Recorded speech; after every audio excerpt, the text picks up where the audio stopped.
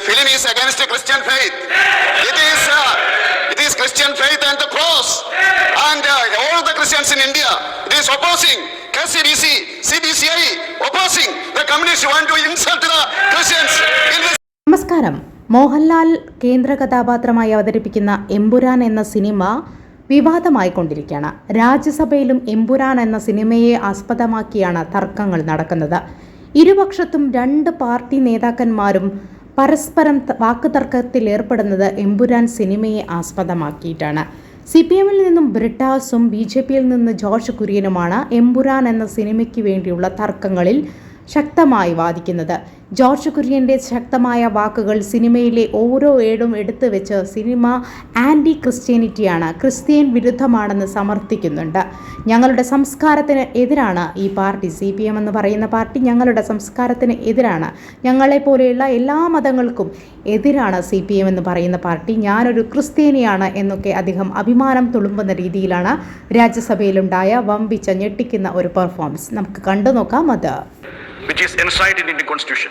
Sir, I would just say that a movie which was censored and released in the theatre was asked to go back to the censor board again, and there have been 24 cuts resorted to because of the threats, and even the protagonists of the movies were depicted as anti-nationalists.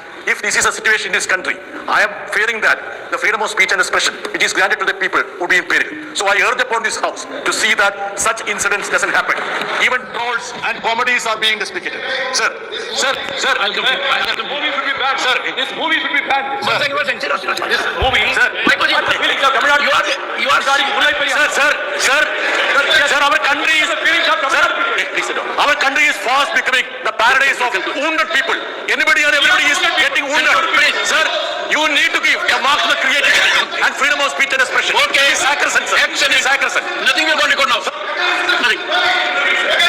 One second. George Kurian, now. I have given him time.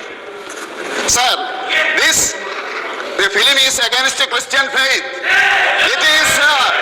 It is Christian faith and the cross, and all the Christians in India.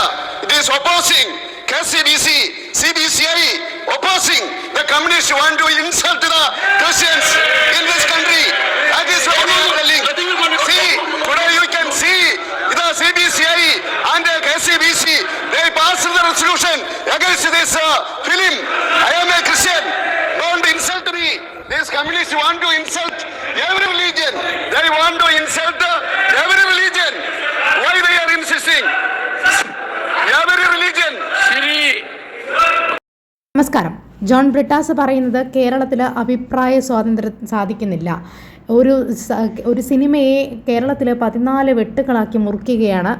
BJP-ക്കാർക്ക് അഭികാമ്യമല്ലാത്ത തരത്തിലുള്ള ഒരു പ്രമേയമുള്ള സിനിമയാണ്.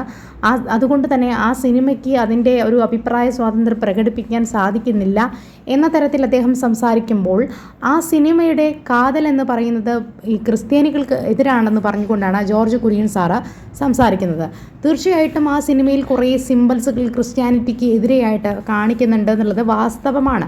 നിരവധി സിംബൽസുകൾ അതിൽ കാണിക്കുന്നുണ്ട്. സാത്താൻ സേവകരെ promote ചെയ്യുന്ന തരത്തിലുള്ള സിംബൽസുകൾ അതിൽ കാണിക്കുന്നുണ്ട്. കുരിശ് തല കീഴായിട്ട് വീഴുന്നു. ലൂസിഫർ എന്ന് പറയുന്ന ആ സിനിമയുടെ പേര് തന്നെ ആൻറ്റി ക്രിസ്ത്യാനിറ്റിയാണ്.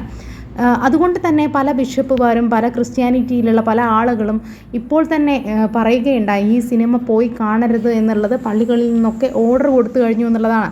അപ്പോൾ ഈ സിനിമ എന്ന് പറയുന്നത് ക്രിസ്ത്യാനികളെ സംബന്ധിച്ചിടത്തോളം വളരെയധികം മോശമായിട്ടുള്ള ഒരു സിനിമയായിട്ടാണ് കാണുന്നത്. അതുകൊണ്ട് തന്നെ ഇത്തരം സിനിമകളെ സപ്പോർട്ട് ചെയ്യാൻ സാധിക്കില്ല. എന്നാൽ ഇത്തരം സിനിമകൾക്ക് വേണ്ടി സംസാരിക്കുന്നത് CPM ആണ്. ഇവരെല്ലാ കാലത്തും ഒരു മതങ്ങളെയും ഇതാക്കുന്നില്ല. എല്ലാ മതങ്ങൾക്കും ഇവർ ശത്രുക്കളാണ്. എല്ലാ മതങ്ങളെയും ഇവർ പുച്ഛത്തോടെയാണ് നോക്കിക്കാണുന്നത്. അതുകൊണ്ട് മതങ്ങളെ ഇഷ്ടപ്പെടാത്തൊരു ഗ്രൂപ്പാണ് ഇവർ. ഞാനൊരു ക്രിസ്ത്യാനിയാണ് എന്നൊക്കെയാണ് അദ്ദേഹം പറഞ്ഞു വെക്കുന്നത്. സ്വാഭാവികമായിട്ടും ഈ ഒരു സിനിമ എന്ന് പറയുന്നത് കേവലം ഒരു സിനിമയായി മാത്രം കാണാൻ ആളുകൾ താല്പര്യപ്പെടുന്നില്ല. ആ സിനിമയിൽ അവതരിപ്പിക്കുന്ന പ്രമേയം, ആ സിനിമ എഴുത്തുകാരൻ കൊടുക്കുന്ന പ്രമേയത്തെ ആളുകൾ പല രീതിയിലാണ് വായിക്കുന്നത് എന്നുള്ളതാണ് വാസ്തവം. ഒരു പക്ഷേ എഴുത്തുകാരൻ ആഗ്രഹിച്ചതും ഇത് തന്നെയാണ്. നേരത്തെ സുരേഷ് ഗോപി പറഞ്ഞിട്ടുണ്ട്, ഈ സിനിമ ഒരു കച്ചവട താല്പര്യത്തിൻ്റെ പുറത്താണ് ഇങ്ങനെ ഒരു കോൺട്രവേഴ്സി ഉണ്ടാകുന്നത് എന്നുള്ളത്. ഇത്തരം കോൺട്രവേഴ്സികളെല്ലാം തന്നെ അത് ശരിവെക്കുന്ന തരത്തിലേക്കാണ് പോകുന്നത്. തീർച്ചയായിട്ടും ഇത് കാണുന്ന പ്രേക്ഷകരായ നിങ്ങളുടെ അഭിപ്രായം എന്താണ്? താഴെ കമൻറ്റ് ബോക്സ് രേഖപ്പെടുത്തുമല്ലോ. ചാനൽ ഇഷ്ടപ്പെട്ടെങ്കിൽ ഒന്ന് സബ്സ്ക്രൈബ് ചെയ്യണം, സപ്പോർട്ട് ചെയ്യണം. നിങ്ങളുടെ സബ്സ്ക്രിപ്ഷനും സപ്പോർട്ടും ഒക്കെയാണ് എൻ്റെ മുന്നോട്ടുള്ള യാത്രയ്ക്ക് കരുത്തേക്കുന്നത്. Thank you so much.